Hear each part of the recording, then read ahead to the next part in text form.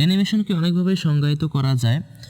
সোজা কথায় বলতে গেলে অ্যানিমেশন হলো অনেকগুলো স্থিরচিত্রের একটি ক্রম, যাদেরকে বিশেষ প্রক্রিয়ায় চালানো হলে বাস্তব বা চলমান বলে মনে হয়।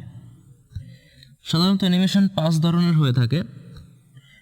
2D অ্যানিমেশন, এটি সাধারণত vector base animation.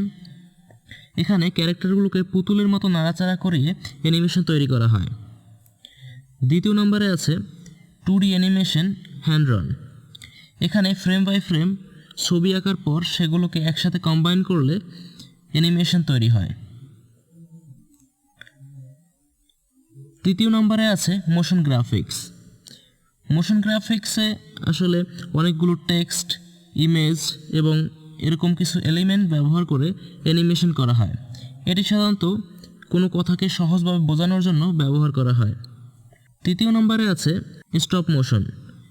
Stop motion আসলে বাস্তবে থাকা কিছু ক্যারেক্টারকে বিভিন্ন স্টাইলে সাজিয়ে পরপর কিছু ছবি তুলে সেগুলো কম্বাইন করলেই স্টপ মোশন তৈরি হয়। স্টপ মোশন তৈরিতে অনেক বেশি কষ্ট করতে হয় এবং অনেক বেশি সময় লাগে। এরপরে আছে 3D অ্যানিমেশন। 3D অ্যানিমেশনে আসলে 3D মডেল তৈরি করা হয়, এরপরে সেই মডেলগুলোকে অ্যানিমেশন করা হয়।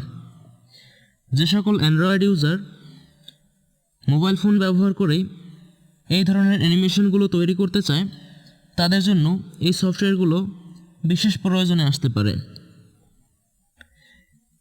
2D অ্যানিমেশনের ক্ষেত্রে ভেক্টর বেস অ্যানিমেশন তৈরি করতে drawing cartoon 2, drawing cartoon 2 pro, stick notes pro এই ধরনের সফটওয়্যারগুলো ব্যবহার করা যেতে পারে।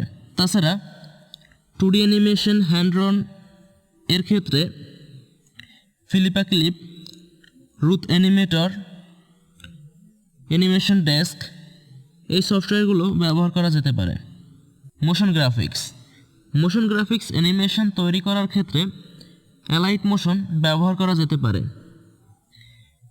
স্টপ মোশন অ্যানিমেশনগুলো তৈরি করার জন্য প্লে স্টোরে স্টপ মোশনের বিভিন্ন ধরনের অ্যাপ আপনি পেয়ে যাবেন।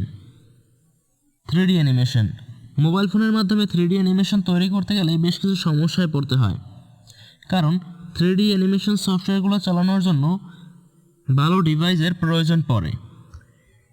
তবে মোবাইল ফোনের মাধ্যমে যদি কেউ 3D অ্যানিমেশন করতে চায় তাহলে প্রাইজমা 3D অথবা প্লটাগান এই ধরনের সফটওয়্যারগুলো ব্যবহার করা যেতে পারে, কিন্তু প্লটাগানে তেমন কোনো কিছুই কাস্টমাইজ করা যায় না, সুতরাং আপনার ক্রিয়েটিভিটি প্রকাশেরও তেমন কোনো সুযোগ এখানে থাকে না। তবে এখান থেকে প্রাথমিক পর্যায়ে আপনি কিছু অ্যানিমেশন তৈরি করতে পারেন, আর প্রিজমা 3D ব্যবহার করে আপনি আপনার অ্যানিমেশন, আপনার 3D মডেলকে কাস্টমাইজ করতে পারবেন এবং নিজের 3D মডেল তৈরি করতে পারবেন, কিন্তু এখানে খুব বেশি কিছু আপনি করতে পারবেন না। এই ভিডিওটি এই পর্যন্তই ছিল। আশা করি অ্যানিমেশনের টাইপ এবং কোন কোন সফটওয়্যার ব্যবহার করে কোন কোন অ্যানিমেশনগুলো আপনি তৈরি করতে পারেন সেটা জানতে পেরেছেন।